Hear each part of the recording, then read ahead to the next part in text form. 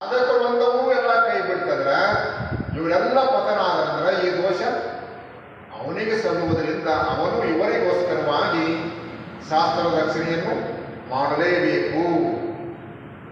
ಸ್ವತಃ ಭಗವಂತನೇ ಒಂದು ಮಾತು ಹೇಳ್ಬಿಡ್ತಾನೆ, ಏನಂತ? ಈ ಮೂರು ಲೋಕದೊಳಗೆ ಭಗವಂತ ಯಾವುದನ್ನು ಪಡಿಬೇಕಾಗಿಲ್ಲ ನೋಡಿ, ಎಲ್ಲವನ್ನೂ ಪ್ರಾಪ್ತಿ ಮಾಡಿಕೊಂಡಂತ ಭಗವಂತ. ಆದರೂ ಸದಾ ಕಾಲದಲ್ಲಿ ನಾನು ಕರ್ಮವನ್ನು ಮಾಡ್ತಾ ಇರುತ್ತೇನೆ ಅಂತ ಭಗವಂತ ಹೇಳ್ತಾನಂದ್ರೆ ಇನ್ನೇನು ಹೇಳುವಂತ ಅವಶ್ಯಕತೆ ಐತಿ? ಆದ್ದರಿಂದ ಅವಶ್ಯವಾಗಿ ಶಾಸ್ತ್ರೋಕ್ತ ಕರ್ಮವನ್ನು ಅನುಕರಣೆಯನ್ನು ಮಾಡಲೇಬೇಕು.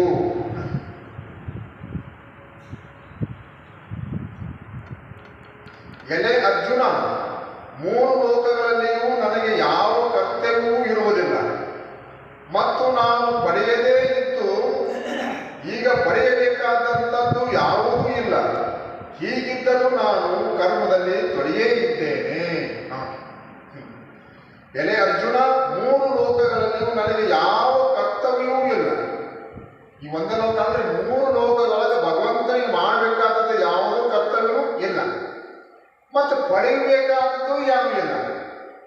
ಈಗ ನಾವು ಯಾವುದಾದ್ರೂ ಒಂದು ಕರ್ಮವನ್ನು ಮಾಡಬೇಕಾಗಿತ್ತಂದ್ರೆ ಏನು ಪ್ರಾಪ್ತಿ ಮಾಡೋಸ್ಕರವಾಗಿ ಮಾಡಬೇಕಿಲ್ಲ, ಆದರೆ ಪರಮಾತ್ಮನಿಗೆ ಪ್ರಾಪ್ತಿ ಮಾಡಿಕೊಳ್ಳೋದೂ ಯಾವುದೂ ಇಲ್ಲ, ಮಾಡಬೇಕಾದ ಕರ್ತವ್ಯವೂ ಇಲ್ಲ. ಹೇಗಿದ್ದರೂ ಕೂಡ ನಾನು ಕರ್ಮದಲ್ಲಿ ನಿರತನಾಗಿರುತ್ತೇನೆ ಅಂತ ಸ್ವತಃ ಭಗವಂತನೇ ಹೇಳುವುದರಿಂದ ಇನ್ನುಳಿದವರಿಗೆಲ್ಲ ಕರ್ಮದಲ್ಲಿ ತ್ಯಾಗದ ಅವಶ್ಯಕತೆ ಇರುವುದೇ ಇಲ್ಲ. ಹಾಗಾಗಿ ಶಾಸ್ತ್ರೋಕ್ತ ಕರ್ಮವನ್ನು ಅನುಕರಣೆಯನ್ನು ಮಾಡಲೇಬೇಕು. ತಿಳಿದು ಬಳಕೆ ಮಾಡಿದರೆ ಏನು ಅಪಾಯ ಇರುವುದಿಲ್ಲ. ಸಾಧಕರಿಗೋಸ್ಕರವಾಗಿ ಆದರೂ ಕೂಡ ಜ್ಞಾನಿ ಮಾಡಲೇಬೇಕು. ಎಲೆ ಪಾರ್ಥ, ನಾನು ಜಾಗರೂಕನಾಗಿ ಕರ್ಮದಲ್ಲಿ ಯಾವಾಗಲಾದರೂ ಪ್ರವರ್ತನಾಗದಿದ್ದರೆ ಜನರು ನನ್ನ ಮಾರ್ಗವನ್ನು ಸರ್ವ ಪ್ರಕಾರದಿಂದಲೂ ಅನುಸರಿಸುವರು. ನೋಡಿ, ನಾನಾ ಪ್ರವೇಶ ಆಗಲಿಕ್ಕಂದ್ರೆ ಜನರೆಲ್ಲ ನನ್ನನ್ನು ಫಾಲೋ ಮಾಡ್ತಾರ. ನಮಗೋಸ್ಕರವಾಗಿ ಭಗವಂತನು ಈ ವಿಚಾರವಂದ್ರೆ ಅಜ್ಞಾನಿಗಳ ಮಧ್ಯದೊಳಗಿದ್ದರೂ ಕೂಡ ಆ ಜ್ಞಾನಿ ಹೆಂಗ ಶಾಸ್ತ್ರೋಕ್ತ ಅನುಕರಣೆಯನ್ನು ಮಾಡ್ತಾನೋ ಹಾಗೆ ಸ್ವತಃ ನಮಗೋಸ್ಕರವಾಗಿ ಪರಮಾತ್ಮನು ಈ ಮೂರು ಲೋಕದೊಳಗೆ ಯಾವುದನ್ನೂ ಪಡೆಯಬೇಕಾಗಿಲ್ಲ, ಯಾವ ಕರ್ತವ್ಯವೂ ಇಲ್ಲದಿದ್ದರೂ ಕೂಡ ಸ್ವತಃ ಭಗವಂತನೇ ಕರ್ಮದೊಳಗೆ ಪ್ರವೃತ್ತಿಯಾದ ನಂತರ ಇನ್ನುಳಿದವರಿಗೆ ಅದರಿಂದ ಹೊರಗೆ ಬರಲಾಗ ಅವಕಾಶವೇ ಇರುವುದಿಲ್ಲ, ಮಾಡಲೇಬೇಕು ಅಂತ ಹೇಳಿದಾಗ. ನಾನು ಕರ್ಮವನ್ನು ಮಾಡದಿದ್ದರೆ ಈ ಲೋಕಗಳು ನಾಶವಾಗುವು ಮತ್ತು ನಾನೇ ವರ್ಣಸಂಕರದ ಕರ್ತಾವಾಗಿರುವೆನು ಮತ್ತು ಈ ಜನರನ್ನು ನಾನೇ ನಾಶ ಮಾಡಿದಂತಾಗುವೆನು. ಎಲೆ ಭಾರತ, ಕರ್ಮದಲ್ಲಿ ಆಸಕ್ತರಾದ ಅಜ್ಞಾನಿಗಳು ಹೇಗೆ ಕರ್ಮವನ್ನು ಮಾಡುವರೋ ಹಾಗೆಯೇ ಅನಾಸಕ್ತನಾದ ಜ್ಞಾನಿಯು ಲೋಕ ಸಂಗ್ರಹವನ್ನು ಬಯಸುತ್ತಾ ಕರ್ಮವನ್ನು ಮಾಡಬೇಕು. ಕರ್ಮಿ ಆಸಕ್ತಿಯಿಂದ ಕರ್ಮ ಮಾಡ್ತಾನ, ಜ್ಞಾನಿಗೆ ಅಜ್ಞಾನಿಗೆ ವ್ಯತ್ಯಾಸ ಏನು ಅಂದ್ರೆ ಅನಾಸಕ್ತದಿಂದ ಲೋಕ ಸಂಗ್ರಹಾತ್ಮಕವಾಗಿ ಜ್ಞಾನಿಯು ಕರ್ಮವನ್ನು ಮಾಡುತ್ತಾನೆ. ನೋಡಿ, ಎಲ್ಲ ಮಹಾತ್ಮರಿಗೆಲ್ಲ ಯಾರು ಸಂಬಂಧ ಮಾಡ್ತಾರಪ್ಪ ಅಂದ್ರೆ ಸಾಧಕವಾದ ಸಂಬಂಧ ಅವರೆಲ್ಲರೂ ಆಚರಣೆ ಮಾಡ್ತಾರೆ. ನೋಡಿ, ಲೋಕ ಸಂಗ್ರಹಾತ್ಮಕವಾಗಿ ಅವ್ರಿಗೇನು ಪರಿಮಿತಿ?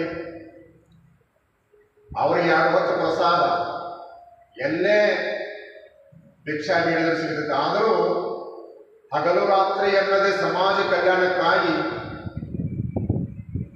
ಧರ್ಮದ ರಕ್ಷಣೆಗಾಗಿ ಗುರುಕುಲಗಳನ್ನು ಸ್ಥಾಪನೆ ಮಾಡುವುದು, ಗೋಶಾಲೆಗಳನ್ನು ತೆಗೆಯುವುದು, ಭೂಮಿಯ ರಕ್ಷಣೆಯನ್ನು ಮಾಡುವುದು, ಸಮಾಜದ ಎಚ್ಚರಿಕೆಗಾಗಿ ಸದಾ ಕಾಲದಲ್ಲಿ ಆವೇಶವನ್ನು ಹರಣ ಮಾಡ್ತಾರಲ್ಲ ಅವರಿಗೇನೆ ಸಾಕ್ಷಾತ್ ಭಗವಂತನ ಅವತಾರಿ ಅಂತ ಕರಿಬೇಕು. ನಾವು ಅವರಿಗಾಗಿ ಏನೂ ಅಲ್ಲ, ನಾವು ನಮಗಾಗಿ ಬದುಕಿದವರು. ಮಹಾತ್ಮರು ಸಮಾಜಕ್ಕಾಗಿ, ದೇಶಕ್ಕಾಗಿ, ಧರ್ಮದ ರಕ್ಷಣೆಗಾಗಿ ಬದುಕಿದವರು. ಹಾಗಾಗಿ ಅವರು ಕರ್ಮವನ್ನು ಮಾಡಿದರೂ ಕೂಡ ಅವರಿಗಾಗಿ ಮಾಡುವುದಿಲ್ಲ, ಲೋಕ ಸಂಗ್ರಹಾತ್ಮಕವಾಗಿ ಮಾಡುತ್ತಾರೆ. ಇದು ಬಹಳ ಮುಖ್ಯವಾದಂಥ ವಿಚಾರ. ಲೋಕ ಸಂಗ್ರಹಾತ್ಮಕವಾಗಿ ಅಷ್ಟವಕ್ರು ತಮ್ಮ ಗೀತೆ ಒಳಗೆ ಆತ್ಮಜ್ಞಾನಿ ವಿತ್ತಾರ್ಜನೆಯನ್ನು ಮಾಡಂಗಿಲ್ಲ ಅಂತ ಹೇಳ್ತಾರೆ. ತೀವ್ರನಾದಂಥ ಆತ್ಮಜ್ಞಾನಿ ಒಂದು ಹಂತಕ್ಕೆ ಆತ್ಮಜ್ಞಾನಿ ವಿತ್ತಾರ್ಜನೆ ಮಾಡ್ತಾನೆ, ಅದರ ಸಮಾಜ ಕಲ್ಯಾಣಗೋಸ್ಕರವಾಗಿ ಮಾಡಬಹುದು. ಇಷ್ಟು ಸ್ವಾರ್ಥಕ್ಕಾಗಿ ಮಾಡುವಂಥ ಅವಶ್ಯಕತೆ ಇರುವುದಿಲ್ಲ. ಮಾಡ್ತಾರಂದ್ರೆ ಅವರು ನಿಜವಾಗಿ ತಿಳಿದಿಲ್ಲ ಅಂತ. ಅದಕ್ಕೆ ವಿಷಯಗಳಳಿಯದ